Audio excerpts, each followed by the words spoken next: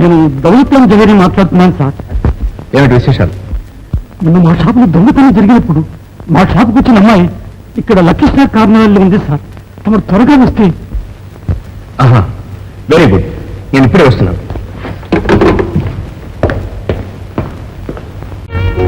ఏమిటండి మా కార్నవాల్ dancer miss చేసి పోలీస్ కమిషనర్. నమస్తే. మీ వద్ద కొంచెం ఇన్ఫర్మేషన్ తెలుసుకోవాలని వచ్చాను.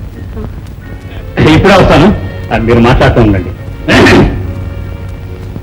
దయచేసి కూర్చోండి. Thank you.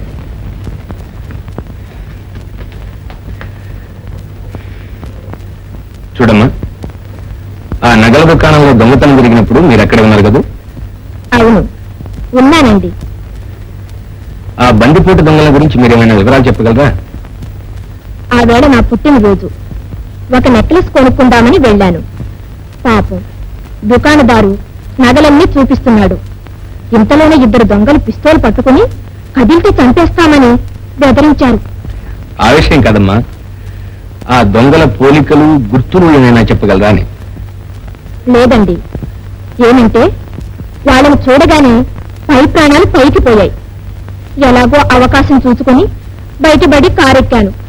వాళ్ళు నన్ను తరుముకొస్తున్నారో ఏమోనని ఒకటే భయం.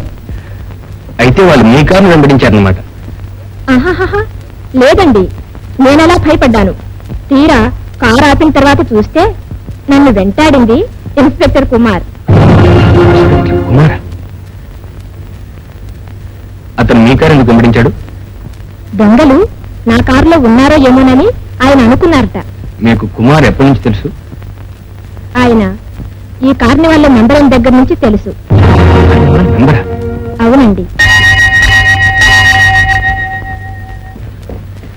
క్షమించండి, నా ప్రోగ్రాంకు టైం అయింది. మీరు ఇంకా తెలుసుకోవాల్సింది ఏమైనా ఉందా? నో థ్యాంక్స్, ఇంకా మీరు వెళ్ళి రావచ్చు. నమస్తే. నమస్తే.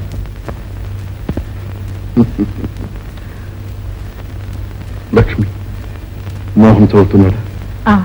బాగానే చదువుకుంటున్నాడు. ఇంకెన్నాళ్ళులే, కొద్ది రోజుల్లో నయమవుతుందని డాక్టర్ గారు కూడా చెప్పారు. ఏమైనా సరే మిమ్మల్ని ఇప్పుడప్పుడే రిక్షా లాగనివ్వనండి. మరి డబ్బు ఎలా వస్తుంది?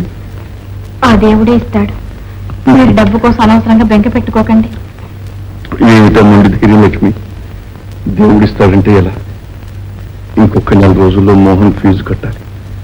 లేకపోతే వాడు సంవత్సరం చదివిన చదువు అంతా వృధా అయిపోతుంది. మీరు అనవసరంగా బెంక పెట్టుకోకుండా ప్రశాంతంగా పడుకోండి. మీరు ఆరోగ్యంగా ఉంటే అన్ని సక్రమంగా జరుగుతాయి.